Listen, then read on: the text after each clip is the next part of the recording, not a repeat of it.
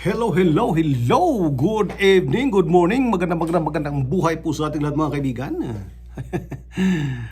Muli pong yung lingkod, naghahatid sa inyo na naman ng mga balitang kahindik-hindik.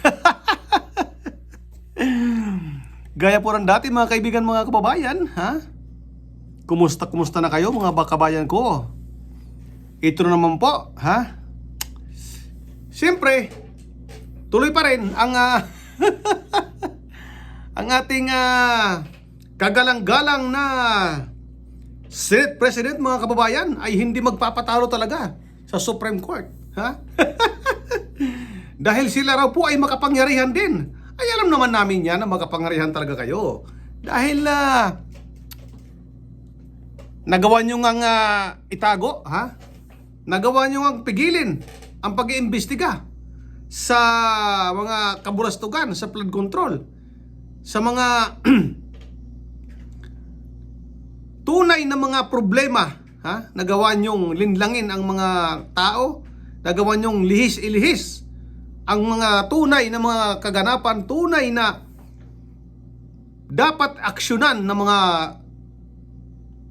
pangyayari dyan sa Pilipinas mga kababayan, ha? At ito talagang napakagaling, ha? Napakagaling na Senate President, ha? Mas magaling ba siya dito? Ha? Mas magaling ba siya dito? Ito? Ha? Na nag-aral, ha? Nagpakadalubhasa sa pagiging abogado kaysa sa dito, ha? Na nagpakadalubhasa sa pagkukomedy. Ha? Pukin ang inang yan, ha? Dalubhasa sa pagiging komedyante at dito sa dalubhasa, ha? Sa batas. Mas magaling pa ba siya? Ha? Pambihirang buwan. Isama mo na lang kaya to. Ha? Isa rin komedyante. Isama mo na sa Bulaga, isa rin komedyante. Anak ng putang mga BBM vlogger na mga bayaran, mga walang hiya. Ha? Ang totoo niyan mga kaibigan, mga kababayan, itong si Soto, ha? Ay nag-iingay lang. Ha? Nag-iingay lang para ang totoong problema ng bayan ay makalimutan na.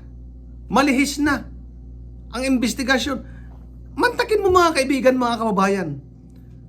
Senate at Congress walang nag-iimbestiga sa flood control. Ha?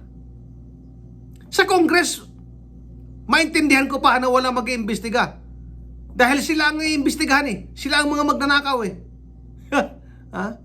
Pero dito sa Senate, ha? Na may mga magnanakaw din, protector ng mga magnanakaw, ha? Kaya gagawa sila ng mga issue. Gagawa sila ng mga issue. Ha? Ang pinupunta rin ng China, ha? Ginagawang sangkalan ng China. Alang hiyang buhay. Hindi na ba kayo naaawa sa mga tao na naandun sa China, mga OFW? Sa bagay, alam ko naman ang Chinese government ay naiintindihan. Hindi nila gagalawin ang ating mga kababayan. Dahil alam nilang mga inosente yan. Ito lang na mga politiko. Ha? Ito lang na mga politiko ang talaga ng dapat lipulin ng mga lintik na yan, ha? Nag-iingay lang sila. Ha? Kasama itong si Bendalo. Si Bendalo, ang putang ina, naggagaling-galingan din. Ha? Ng mga blackmailer. Naggagaling-galingan din. Ang problema kasi sa atin mga kababayan, nagboto tayo.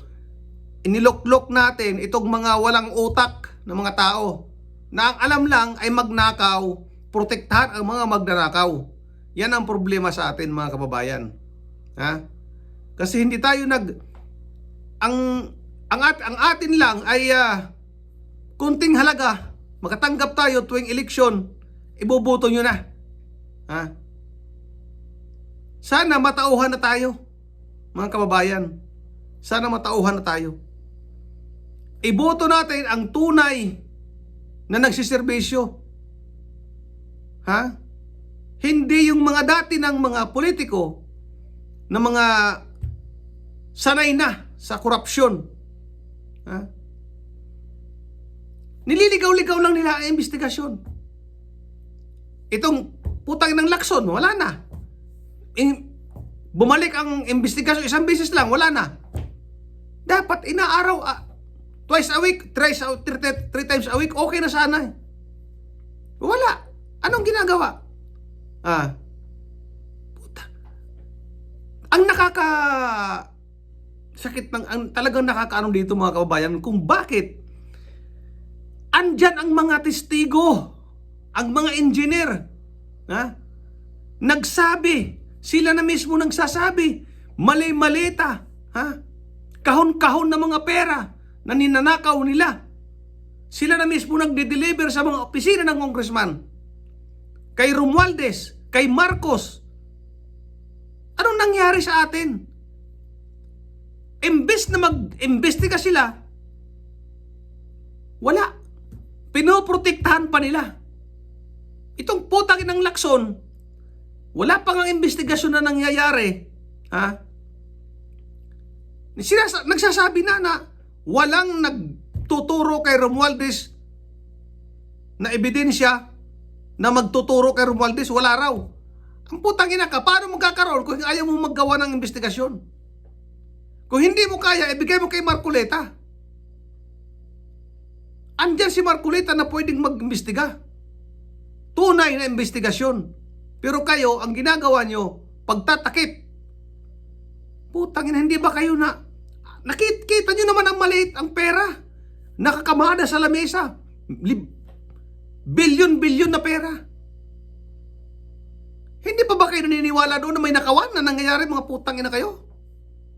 Ano pa ang gusto nyo mangyari? May nakawan na nangyari. Pero hanggang ngayon, wala pang nakukulong. Puro kayo pagtatakip. Ang pinupokus nyo lang kasi, ang pinupokus nyo na mawala ang mga Duterte sa politics. At hindi mangyayari yan. Kahit pagpatong-patongin nyo pa yung kaso, isang pa kay Sara Duterte, walang mangyayari dyan. Wala. Kasi walang kasalanan yung tao. Wala kayong ebidensya na magtuturo na may nangyaring nakawan kay BP Sara. Malinaw na sinabi ng COA, walang nakawan nangyari. Anong gagawin nyo? Anong gagawin nyo ngayon? Walang nakawan na nangyari. COA na ang nagsabi. Pero itong putang inang Soto, galit. Kasi, pag hindi na-impeach si BP Sara, wala silang panlaban. Talo sila. 2 taon na lang, mahigit. Mabilis na yan. Kung aabutin pa yung amo nyo. Na nagtatayo na ng dugo. Buhay pa ba? Parang hindi na natin nakikita. Ipakita nyo yung amo nyo. Para magkaalaman. Yang sakit na yan, wala nang kagalingan yan. Wala nang kagalingan yan. Ma-opera man yan, tatanggalan siya ng bituka. Sa edad niya, sabay babatak pa. Lalo na. Ay nako, Diyos ko, Panginoon ko. Kaya mga kababayan, sana naman sa susunod na eleksyon, alam niyo na ang gagawin nyo. Iboto ang tunay na may pagmamalasakit sa bayan. Biro mo, yung bilyon na ninakaw na yan, trilyon. Dapat yan ay ipinundo sa mga infrastructure project sa Kamaynilaan. Isa na dyan ang subway, mga kababayan. Imbes na mabubuksan ang subway next year, next 2 years, na-postpone sa 2032 na. 32. Ilang taon pa yan? 28, 29, 30. 5 years pa. Imbes na mabubuksan na next 2 years na lang. Yung unang phase ng subway. Sabi nga nung vlogger ni BBM, Phase 1 pa lang ang ginawa sa tulay ang puta. Ha? Ang daming na walang proyekto dahil sa bilyon-bilyon na ninakaw. Inilagay sa program yung pera. Imbis na itambak doon sa subway para matapos na. Kinakalawang na yung mga gamit sa subway. Ha? Sayang ang mga pinundar. Ang sayang ang mga inumpisahan ni Pangulong Duterte. Winalang hiyalang ng mga putang inang. Katulad ditong gagong to, na vlogger. Saan ka nakita ng tulay na may phase 1, may phase 2, yung subdivision? Putang ina ka. Ha? Pinuntahan mo, nang pumunta si Tabatsoy na vlogger, may nakalagay doon kung kailan matatapos yung tulay. Nang pumunta ka, ang gago ka, nakalagay na doon, suspension. Tinabunan nyo. Utang ina.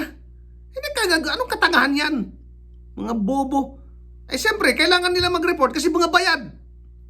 Bayad, ang gago. Kaya kailangan nila mag-report kung saan-saan nagpunta. Kung saan-saan nagpunta. Ito, sabi nyo, walang pension, walang pension. Sira ulo ka. Ang pinag-uusapan, yung tulay na yun. Ha? Bakit ka nagpunta kung saan-saan? Naghanap ka na may phase 1, may phase 2. Bobo ang putang ina. Sayang ang mga bayan sa inyo. Mga walang hiya kayong mga vlog, wala kayong mga utak, wala kayong mga puso. Ha? Dahil lang sa pera? Dahil lang sa pera, wala kayong pakialam kung anong mangyari sa bansa natin? Ganon ba? Mga gago kayo. Ay naku mga kababayan. So hanggang dito lang po muna tayo mga kaibigan, mga kababayan. Please subscribe my YouTube channel. Huwag kalimutan pong i-like, share. Magandang gabi po sa ating lahat. Bye-bye. Thank you.